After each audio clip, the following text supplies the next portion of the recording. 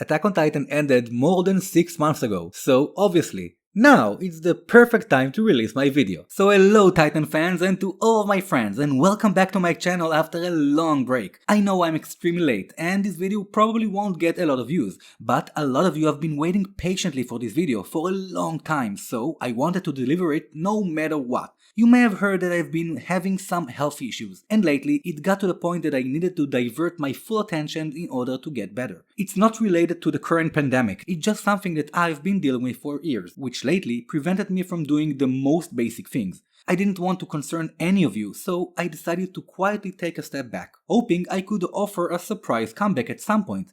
And that is just what I'm doing right now. Still recovering, but ready to go. So no more depressing stories, because today I have a huge video for you discussing every crucial aspect leading to our ending. And I mean everything. I enjoyed the ending, and it did work nicely with a lot of the ideas that we will talk about today, but more than that, I appreciate it. Attack on Titan played a huge part in my life for the past 10 years, and I'm sure it was the same for a lot of you as well. So, first of all, thank you Hajime Isayama for this wonderful journey we've all been part of, and in my special funny accent, arigatou gozaimasu. The final chapter can't be explained only by itself, so today I decided we are going to put everything important in the right context. Eren's life, Ymir's intentions, Mikasa's origin, time loops, alternate realities, and much more are coming right up, simplified and explained like most of my videos, using mostly science, philosophy, a bit of insanity, and also good old logic.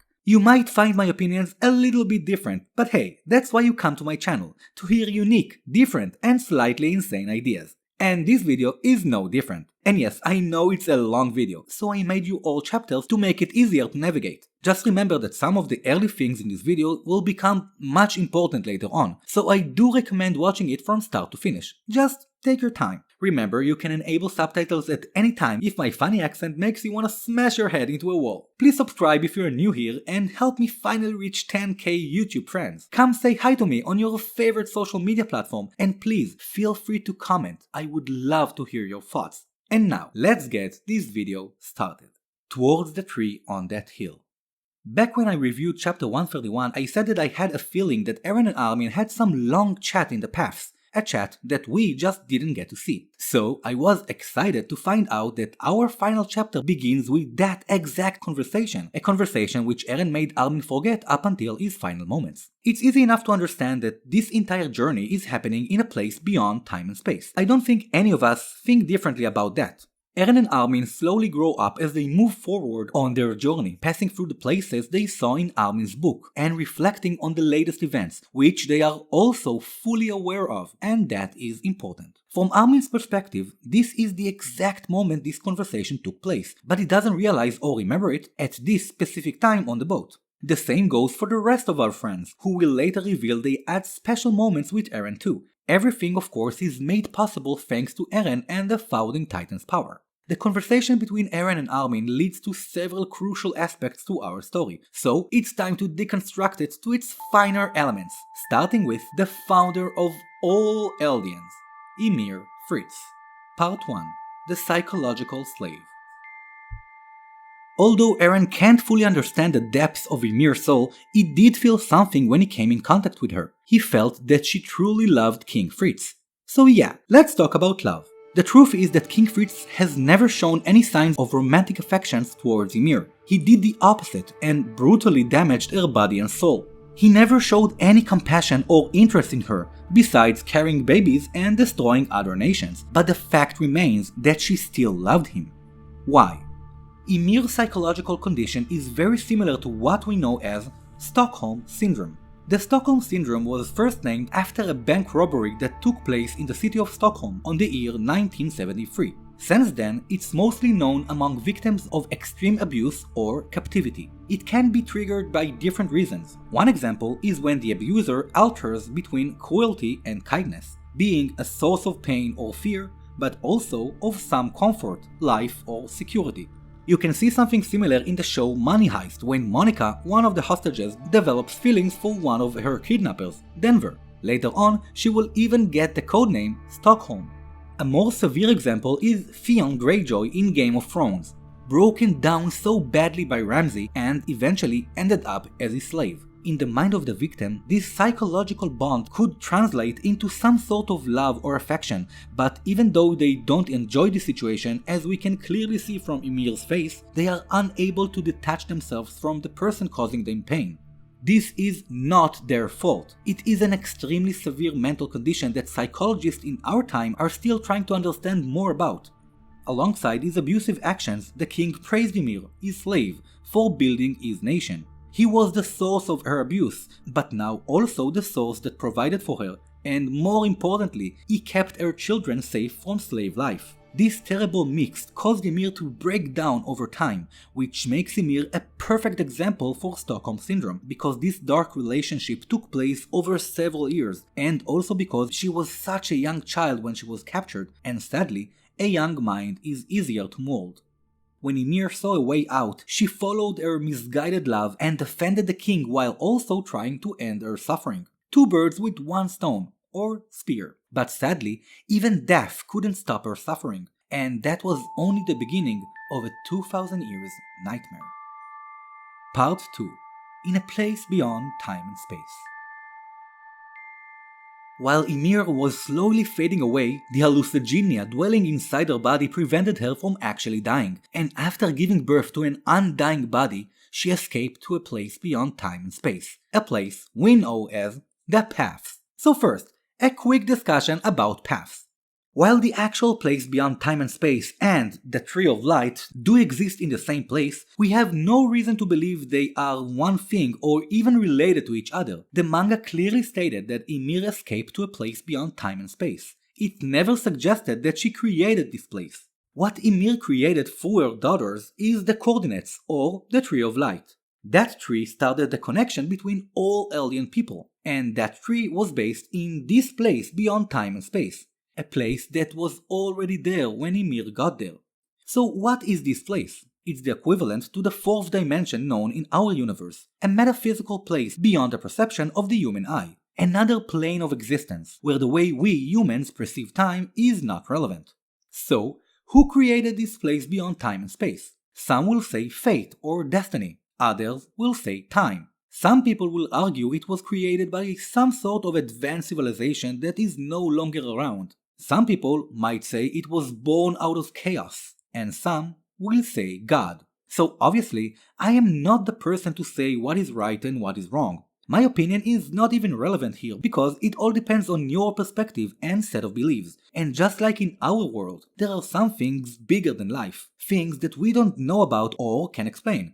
The same goes for this place, which probably was there a lot more than only 2000 years. And who knows, maybe even sensed the beginning of time. Back to Ymir. Now, in this place, she was stuck in the same condition, with the same sense of misguided love she tried to leave behind. She remained stuck like this for 2000 years, which who knows how long that felt to her in a place where time feels completely different. From this point, we can even look at Ymir as we look at dead people in ghost stories, because Ymir is very similar to a ghost with an unfinished business. Unable to move on, and just keeps on doing the last thing she remembers, over and over again. For Ymir, she remembered she was a slave, as the king kindly reminded her even as she was dying. And like that, she remained a slave to each of the next in line of the family bloodline. Notice that the king's chair has a design very similar to the path tree. Did Ymir imagine this tree into existence? Just a fun idea, and more on that later. Ymir wasn't waiting for Eren after all, and in this major twist, Eren explained she was waiting for Mikasa all this time. He just doesn't know why. This is related to the connection between Mikasa and Ymir, and the alternate realities, so we will discuss it in much more detail when we will get to Mikasa. But here is something fun to think about. Mikasa killed Eren before reaching the end of the 13 years duration. With that, Eren died after holding his Titan powers for only 9 out of the 13 years. So again, we get those two iconic numbers, 13 and 9, which are also the number of our final chapter. The number 139.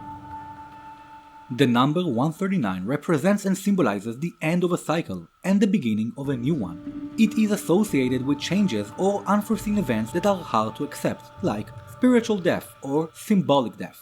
but in most cases it symbolizes a path, an evolution towards a state of better understanding and personal growth.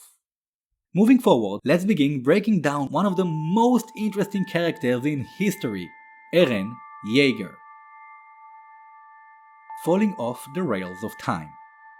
It is finally confirmed that Eren knew the final result of Mikasa's choice, which was the end of the curse and the end of all Titans. He knows that her choices are special somehow, but he doesn't know exactly why, just like he doesn't know why Ymir was waiting for her. He also didn't know the entire future and the full course of events, but he did witness or took part in several events he witnessed in the medal ceremony. Those events are what we call the memories. Now, if you've been following my channel for a while, you must have heard me say this at least 10 times. So, here's once more. These are not memories. I've been saying this on Discord, Twitter and Facebook. I even have a video with a thumbnail that says exactly that. These are fragments of time of actual moments, happening all at once, depending on the perspective of the person experiencing them. Eren is not simply looking at them like some movie or live images. He is experiencing them as they happen in real time, without any distinct order. He admits that those moments felt to him like they are happening to him, the same way he felt while Grisha killed the Race family. These fragments are more like time coordinates, connecting to a specific point in time-space, similar to the founding Titan's power, which also is called the coordinates. Why is it even important? Because Eren's actions across our story are not some simple line of events. It is a combination of several elements and influencers that affected him over the years. So, to understand his character, we need to also understand all the forces affecting him, starting with time loops. And yes, I know, time loops can be confusing, but this is why I'm here, to make everything much more simple, or overcomplicated. Either way, it's gonna be fun. So, check this out. Attack on Titan uses something called a causal loop.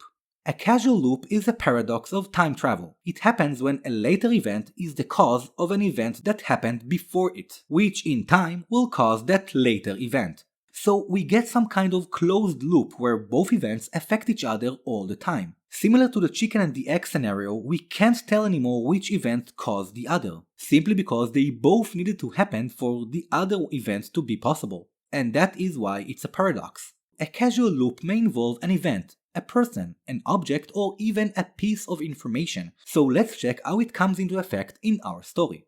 One example is Eren affecting his father the day he killed the Race family. Eren used the power of the founding Titan to influence Grisha in the past, so he could give it later to his son, which is of course, young Eren. So basically Eren used the Titan powers for him to get those same powers at the first place. A paradox. That young Eren will grow up to be future Eren. He will witness the same memories and will do exactly the same. That cycle or loop just keeps on going, never ending or changing anything, but more like playing along with the same thing over and over again. An example of a different and less scientific time travel is the movie Back to the Future, where Marty changes something in the past and returns to a very different future or timeline. In that scenario, we can clearly see what event caused the other. In Attack on Titan, this is different because Eren didn't see his entire future, so no matter what he will do, we can argue that he will always choose the same path over and over, simply because he doesn't know which path his future self took. For Eren, the time loop will forever remain a loop, and not some branch or different timeline like we see in Back to the Future. And that is the reason why he can't change it in any way or capacity. But here's something important. We usually perceive time as a straight line of organized events, all in a specific order as time moves forward. But that is an illusion. And that is not my opinion. These are Albert Einstein's own words, which I talked about in a previous video. The illusion of time, in extremely simple words, comes to explain why time doesn't actually move forward. And also, it is not just a simple straight line. It is more like an endless circle, and our time loop is just a smaller part of that much bigger circle.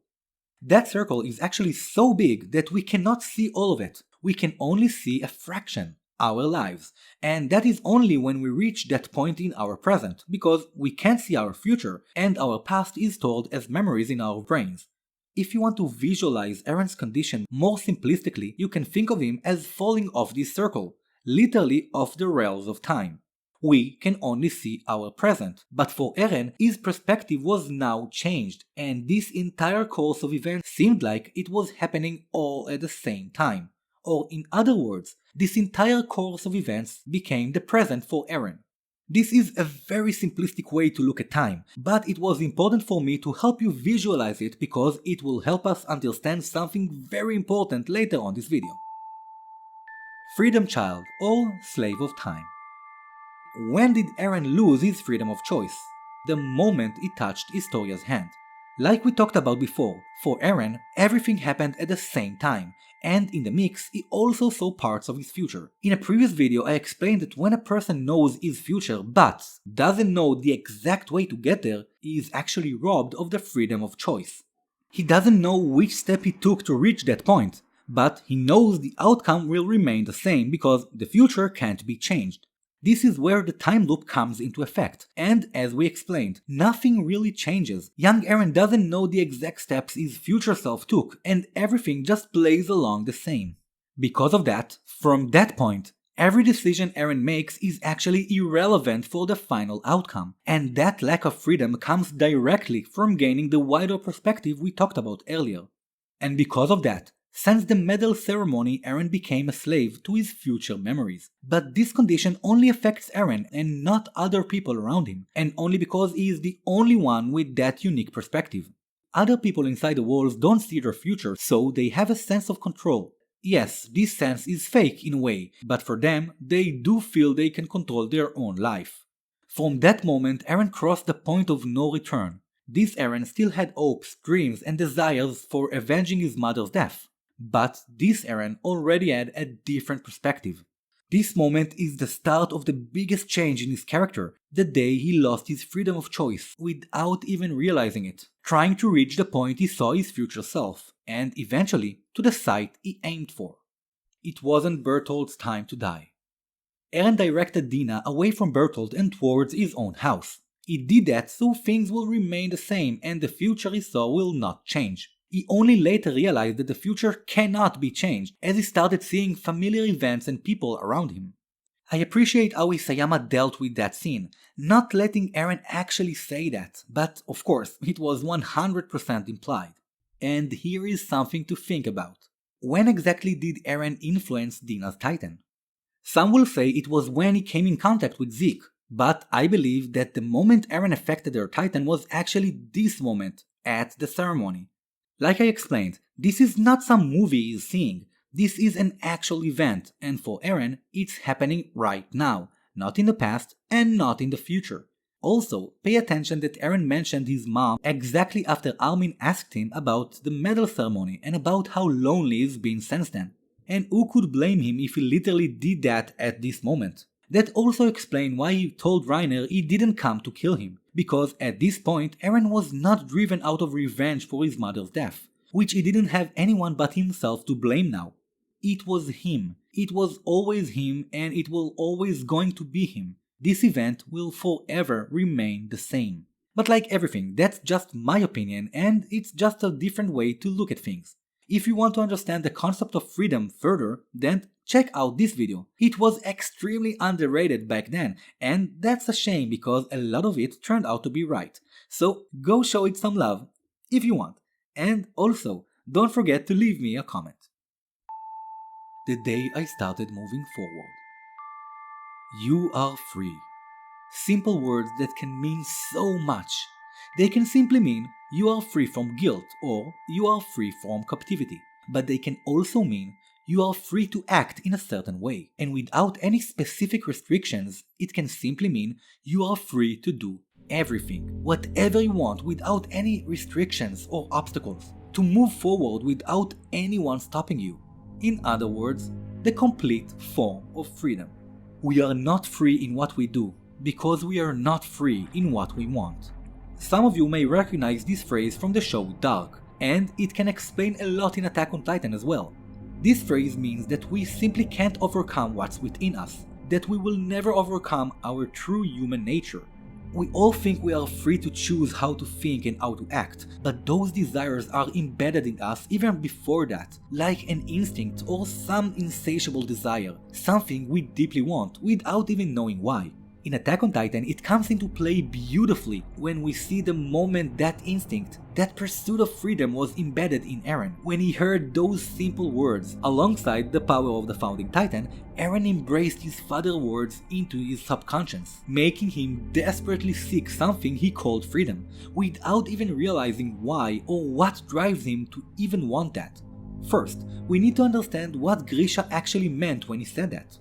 Grisha wished for his son to be free from the outside conflict, to never know the hate of the world and the guilt that his grandparents felt. He wished for his son to be free to live his own life the way he chooses to live them.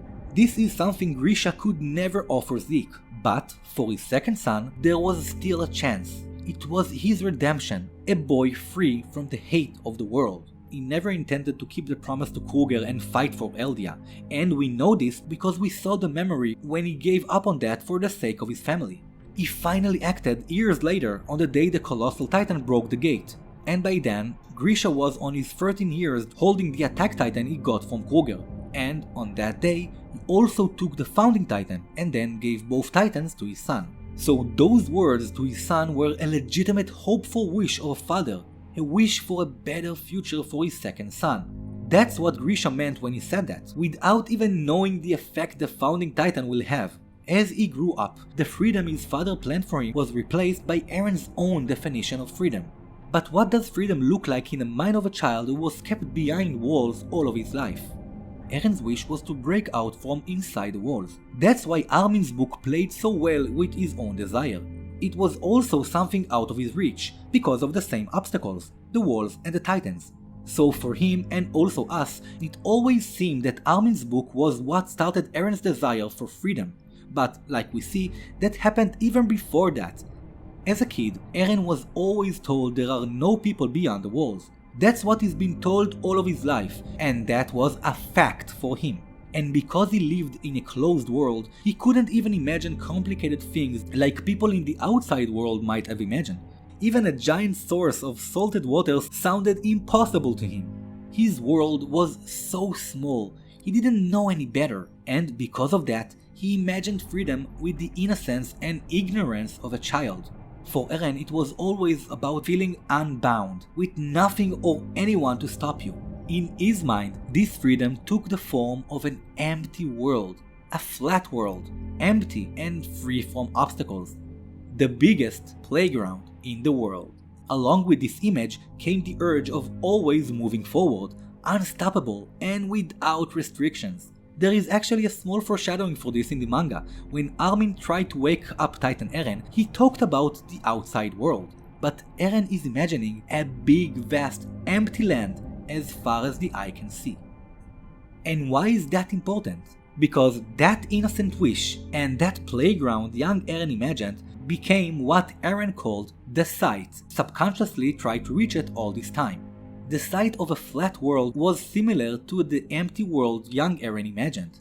The notion of the sight was always his, and Isayama showed it beautifully when he introduced us to young Eren in the paths, as the true side who has been pushing forward for that sight all along.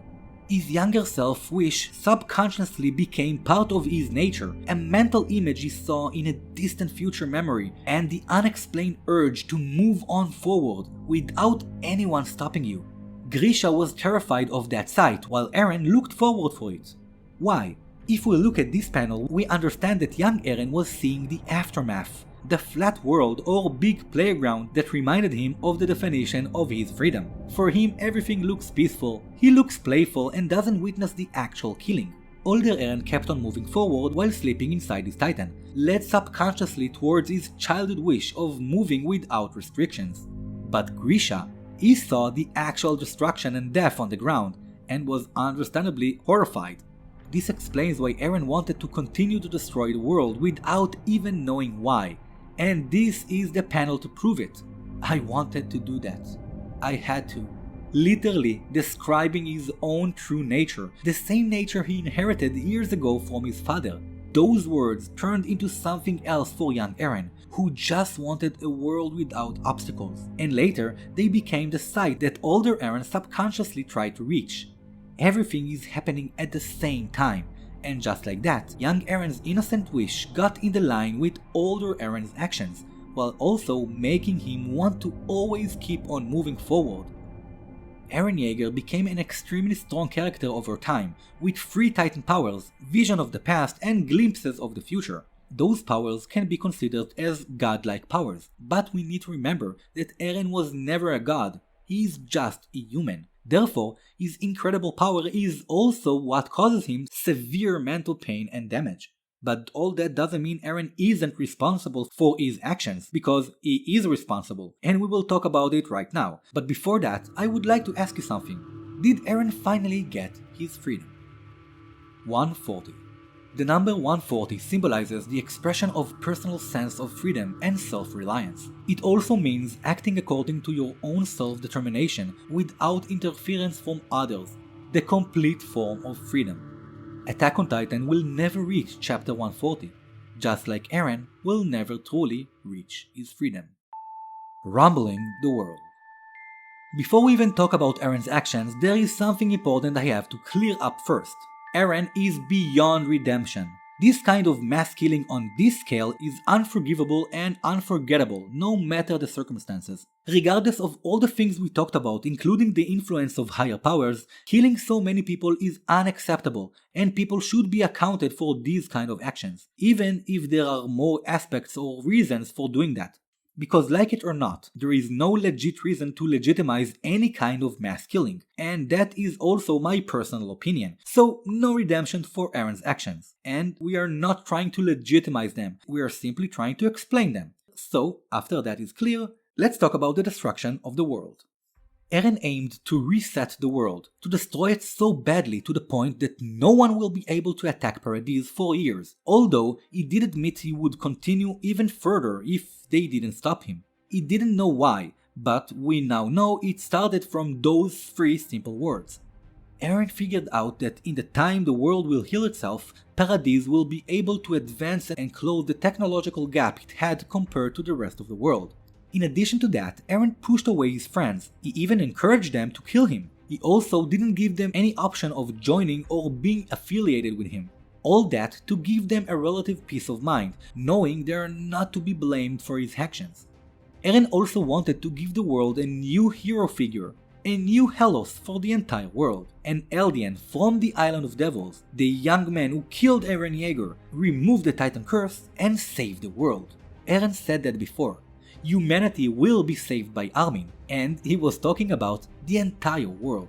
With those objectives combined, Eren hoped for a scenario where the world blames him and only him for this crime against humanity, to let the world have a common enemy that the entire world suffered from, including Eldians, hoping that will reunite them. Eren said the only way to destroy hate is to destroy the parts born from hate. So by resetting the current world, he hoped a new generation will grow to tell the story, as we can see from the panels of our friends returning to Paradise years later. Fun fact about the feather scene and Armin. We had the same scene in Levi's OVA. It came through the sewer down to the underground city, and it represented hope for a brighter future. The same thing it represents in this scene with Armin. So did Eren's plan work? Let's talk about it. For us, it may be just a flip of a page, but for the people in the story, those are years and generations passing by. The same was for Karl Fritz, the first king inside the walls, when he gave the people of his time 107 years of blissful ignorance and peace from hate. And that is a lot for the people who lived in those times. Try checking our world history for 100 years without any wars or major conflicts. Sadly, I don't think you can find such a peaceful time. Attack on Titan follows the same logic. People will always fight, and true peace can't be achieved because everyone has some different perspective or personal agenda. The best you can do is to buy some peaceful time, and each peaceful period comes with a terrible price, just like it did in our story. Paradise after Eren seemed to have a similar amount of time as it had during Karl Fritz's time. Looking at this panel and judging from the technology, we can assume it's around 100 years more or less. That makes Eren's plan to be successful for the most part. The part where he wished for his friends to live a happy life, and of course destroying the Titan powers. Those objectives were achieved. Let's move on to one of the most misunderstood texts in this entire chapter. Armin thanking Eren. First of all, I must admit that the translation could have been better, but I never imagined people will even think that Armin thanked Eren for the actual killing. So let's finally clarify. Armin did not thank Eren for killing all those people. He thanked him for the same reason we just mentioned, for excluding his friends and not letting them take part of this horrible act. Armin understands that the future Eren saw was always going to come true. He finally sees his friend's condition for what it truly is, the complete lack of freedom or control. If you remember from my previous videos, I showed you one of the fake panels that were published years ago, the story of Armin and his little Titan friend. And now, after the final chapter, we can see that Eren's plan was foreshadowed here all along. Armin's little friend kept eating all the people who bullied Armin, but that made Armin understand that he himself is a monster for letting this happen. This is the same way our Armin has been feeling for a while. It got so bad for him that he was willing to sacrifice himself to bring back Connie's mom. That is what this fake panel is all about. It is a clear reference to Armin's state of mind and for Eren's intentions of diverting the blame away from his friends. As his Titan friend said, once you kill me, I will disappear and the police won't be able to blame you. The police in our scenario are Marley and the rest of the world. Armin is certainly not happy because of the killing and not for losing his friend, but he also realizes it was always going to end up this way. The future can't be changed. And that brings us to the topic that practically destroyed our fandom. Eren loves Mikasa. What a big surprise! And excuse me for being cynical, but if you thought for a second that Eren didn't love Mikasa, then I don't know what story you've been reading. And let me clarify something before everyone gets upset and start a new shipping war in the comments. I am known for disliking ships. All ships. I mean, I don't mind them, I just don't like the toxic and pointless discussion they usually lead to. But there was always one ship that I especially disliked, and that was Eren and Mikasa. And not because I thought they didn't like each other. The opposite. I simply always looked at them as family, even though Mikasa got to live with them as family for only around 1 year. That was my mistake, and also why I personally failed to notice it. I have no problem owning for my mistakes. So yeah, Eren and Mikasa love each other. There is no question about that. Mikasa always cared for him, and Eren was always protective of her, and also saved her in the past. But the biggest clue that I missed in the past was in the famous I always hated you, Mikasa. Let me ask you, why did Eren ask all of them to put their hands on the table? We know for a fact that Eren knew no one was going to kill him at that table, right? The rumbling wasn't set yet, so he knew that wasn't where he's going to die. So why was he so triggered when Mikasa lifted her hand? Surely we can agree he didn't think she was going to pull out some weapon from her scarf, right? So what was the actual trigger? The trigger wasn't Mikasa lifting her hand. The trigger was the image of Mikasa reaching for her scarf. Just like we see when Eren talks to Armin, the image of Mikasa holding her scarf is clearly dear to him. So at that moment, when Mikasa reached to her scarf, Eren was afraid it would probably be too hard for him to handle. That is why he was triggered and immediately told her to put her hands on the table, and of course added the infamous I always hated you, Mikasa, all in order to keep her and Armin as far away as possible. This is also why he tried to tell Louise to throw away the scarf, to try and destroy his memory. Something Mikasa later corrected when she took the scarf back from dying Louise, just to show us how much it really means to her. I understand that a lot of people are asking why didn't Eren confess his love sooner if he indeed loves her. Simple answer, he was at the age of 14 at the time. Kids this age don't usually confess their love or even understand the concept of romantic love. But they do express those emotions in different ways, like giving the girl they like a gift. For example, a scarf. In a way, you can even say that scarf was a symbol, a symbolic engagement ring. This is why this scene always looked so beautiful and pure, and also why Mikasa ended up buried with that same scarf. From the moment Eren saw his future in the medal ceremony, he was forever changed, like we mentioned before. From now on, he could never confess his love because he needs to distance himself and his future actions from Mikasa. And what made this entire situation so cleverly hidden was the 4-year time skip.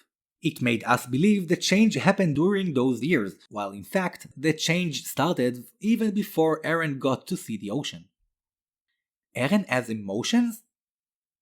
Eren doesn't want Mikasa to be with anyone else. He's that selfish? Absolutely. And that's what made me love Eren's character much more. I was waiting for this moment of him being fragile. This just made his character more humane and much more relatable. Let me tell you something. I can admit that I personally have acted extremely selfish in past relationships. Am I proud of it? Of course not. Am I embarrassed sharing it now on YouTube? Sure, but it had to be said, because on some level, we are all a little bit selfish. But that is what makes us human. Eren has emotions, and some of them are selfish. And this is also why Armin is pointing out this is a pathetic reason, to show how Isayama himself wants us to look at it.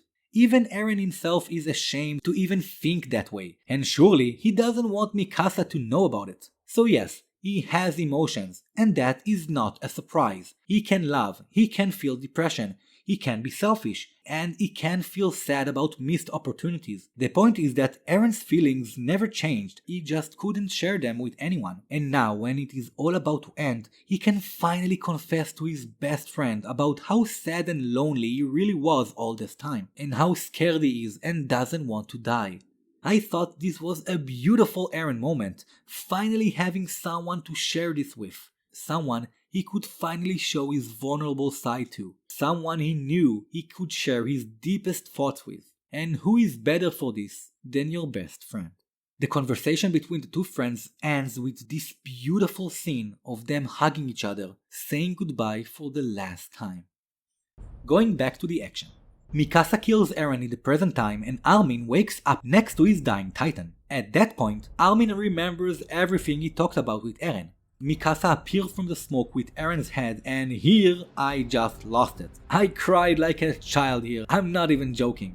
We also see that Mikasa somehow has information about the conversation Eren had with Armin. Now remember, Mikasa also knew exactly where Eren was inside his titan. Don't you think this is a bit strange? I know you do. And don't worry, we're getting there. All around we see all the titans turn back to people, and like we mentioned, all of Eren's close friends seem to have some personal chat with Eren, the same as he had with Armin.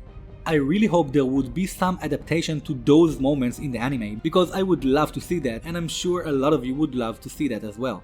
Here we got this beautiful panel of Levi saluting his dead comrades in the smoke.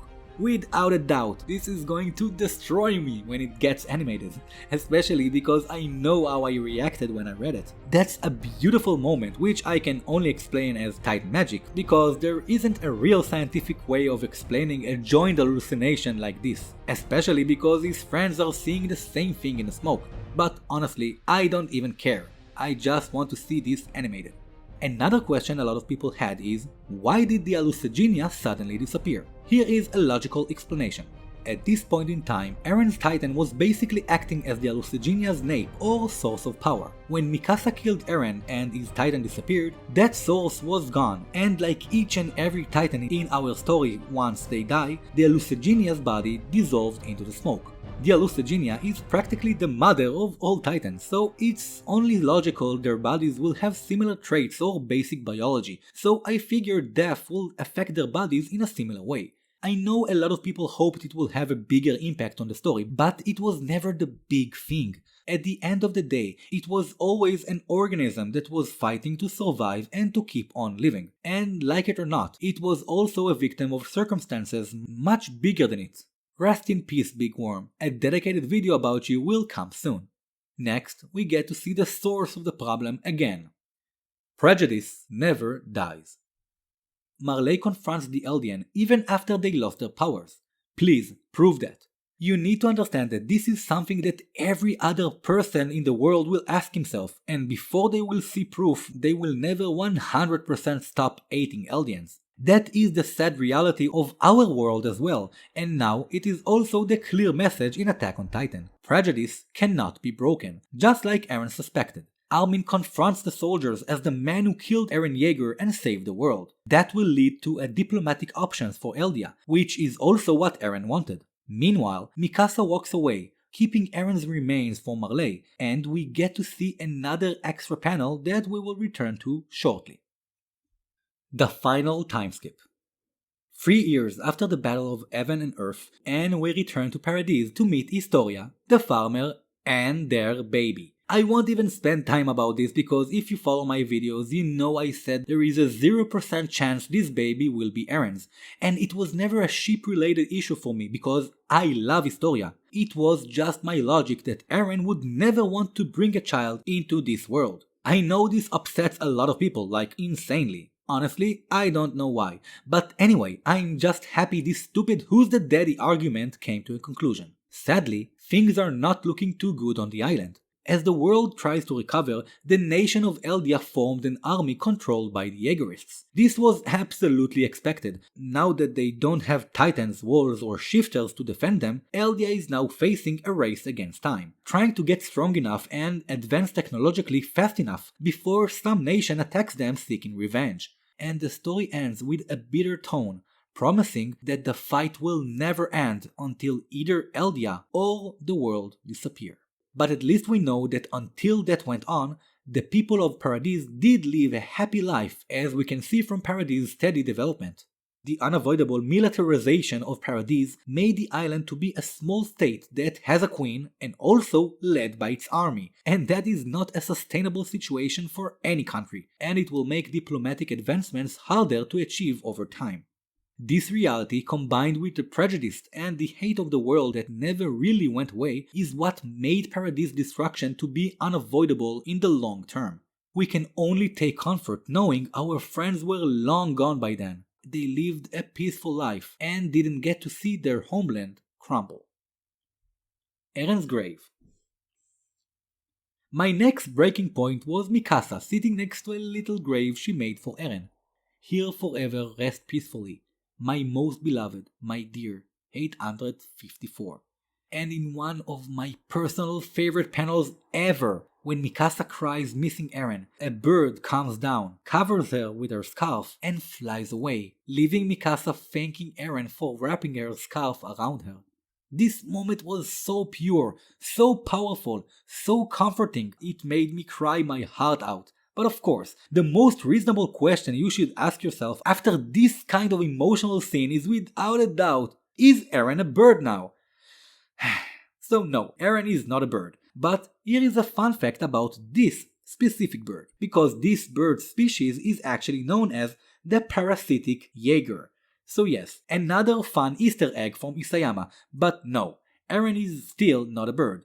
Well, probably. Asking what happened to Eren is like asking what happens after you die. Obviously, we can only guess. Like I explained earlier, I believe the actual place beyond time and space still exists, so there is always the possibility that Eren ended up there, but that option seems less logical, simply because the coordinates that connected and led to this place are not around anymore, and of course, there's also no Titan power. I personally like to believe that Eren's soul or essence, or whatever you want to call it, was spread around all living things, or returned to the universe if you want to look at it like this.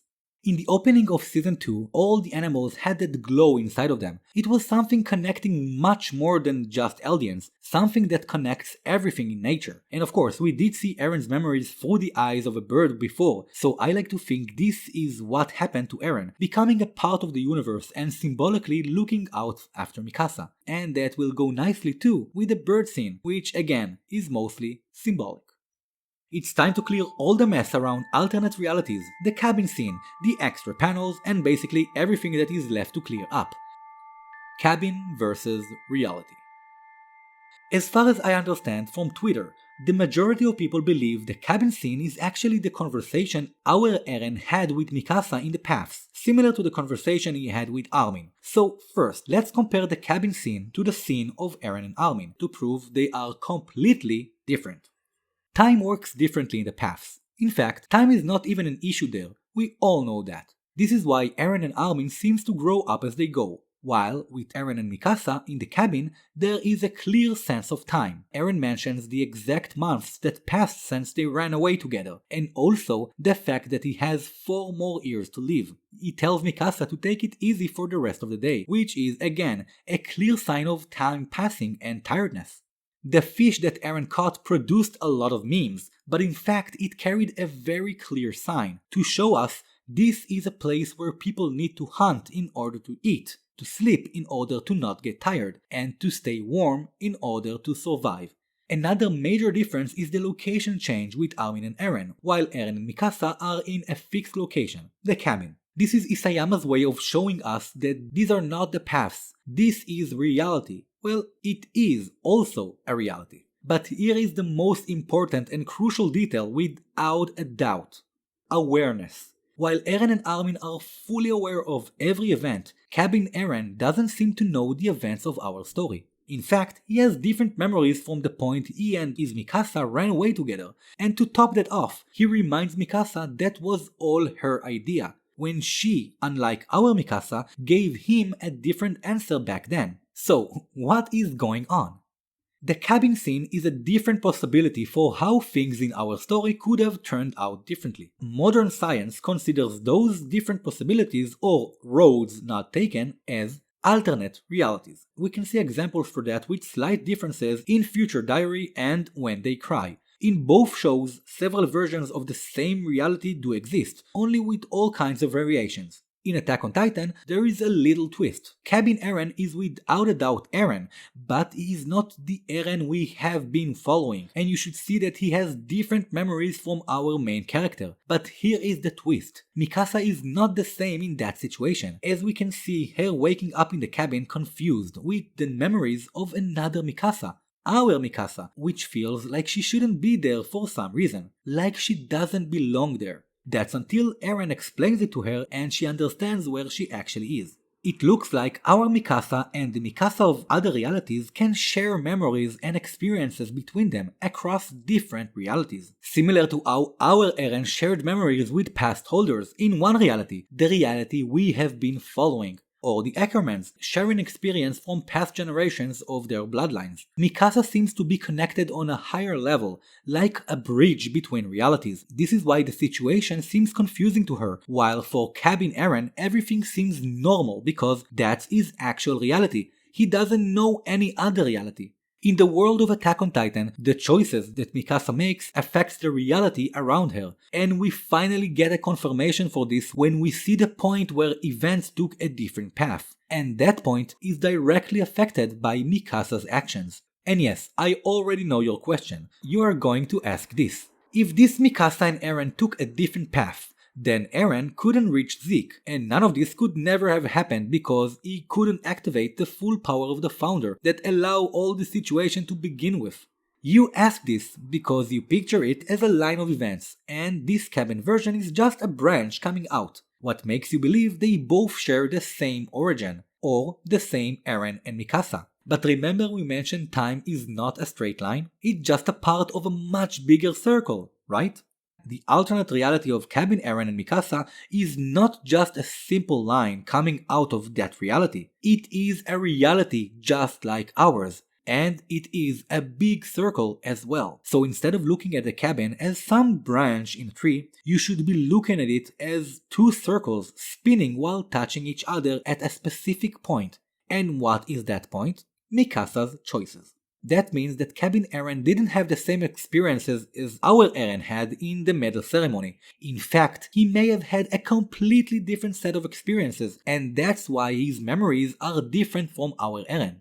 Each of those realities is a world of its own, with no indication of which reality created the other, what is the origin, or what came first. We know they are connected and affecting each other on a cosmic level, and it follows the same logic of the time loop, not knowing what is the actual source. And by the way, there is also no reason to think there is only one single alternate reality, because there could be an infinite number of them. And in each one, something goes a bit different, and sometimes very different. So basically everything we saw in the manga happened in this reality, the one that we have been following, but here are the events that happened in different realities. Mikasa's OVA, where she had a little brother. The cabin scene.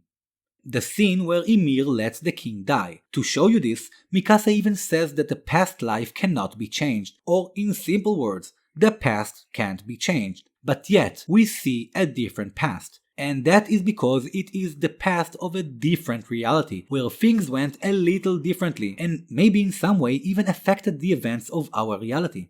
Also remember the king's chair from earlier, the one with the path design? Notice his chair has a different design now, also signifying a different reality.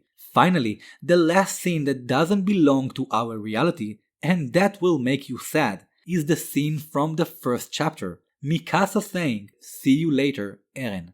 This scene actually belongs to Cabin Eren and Mikasa. It's their goodbye, and it comes right after Cabin Eren died in that reality. It was shown next to the death of our Eren, but in fact, this scene was never part of our Eren story, and that is the reason why it wasn't part of the anime.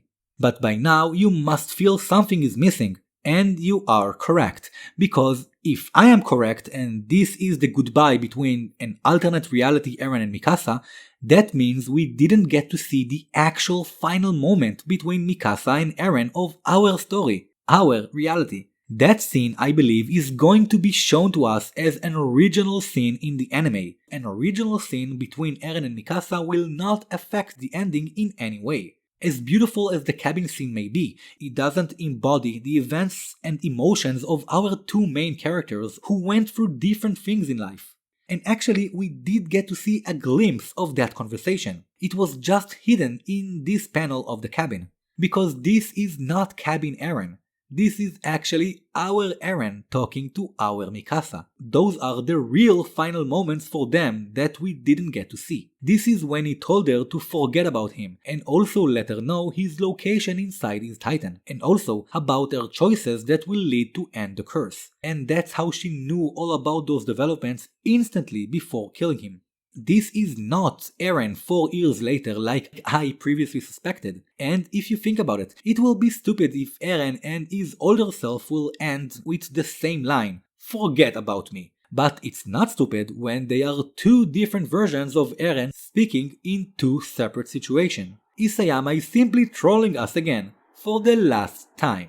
And of course, there is also the far shot scene of the bird, and a far shot is usually there to end a scene, signifying that this panel doesn't belong here. We also need to remember the Ackerman immunity. Unlike others, Mikasa's memories cannot be wiped, so this conversation had to take place right at the end while Mikasa and Levi were riding Falco. And the most important thing, this reality wasn't shown to her by Eren, just like her headaches were never caused by Eren. They were caused by seeing different realities, and it was shown to her by Ymir, and we get a clear proof for that from Mikasa herself in this extra panel. So basically, we have one conversation which doesn't belong to our storyline, and another potential scene between our Eren and Mikasa that we just didn't get to see yet. So don't forget to come back here when the anime finally airs to see if I was right or to drag me through the streets of YouTube. Either one is fine by me. So yes, that means that Mikasa is pretty special, but why? And how? What is Mikasa? We keep talking about what is freedom, but no one expected freedom to manifest as an actual living person, someone that embodies the true notion of being free from destiny. Who is freedom? It's someone that Eren will never have. Mikasa's choices shape the world around her, and her actions actually make a difference. Other people in a reality have the illusion they are making a change, but in fact they are all just playing a part in the paths that Mikasa takes. She is the manifestation of the freedom of choice. She is untethered and unshackled from the chains of fate, and the only person in the entire Attack on Titan universe who is actually 100% free. Mikasa is freedom incarnated. You can look at it symbolically or take it literally, but the fact remains that she is making choices that set the course of other realities and shape other people's lives as well. Who created the alternate realities? Did Eren create them? I really don't think so. I believe he had nothing to do with creating this reality. In fact, he has no knowledge of alternate realities. As we see, he doesn't actually know why Ymir was waiting for Mikasa. He only knows Mikasa's choices are special somehow, but that's it. While Cabin Eren has no idea whatsoever about how special her choices are. For him, it's just a simple choice that she made. So it's pretty clear neither of them is actually aware of the existence of other realities, let alone creating them. But to be fair, his special condition is what made Ymir able to reach him, and that was crucial. So in a way, also here we see a mix of events and circumstances that keep affecting each other. And what about Mikasa? I personally would like to believe she is more like an anchor between those realities, or a portal between worlds. But unlike the portals in Rick and Morty, for example, in our story, instead of physical objects, Mikasa's memories and emotions are shared between other versions of her across all realities, and each version of her doing something slightly different.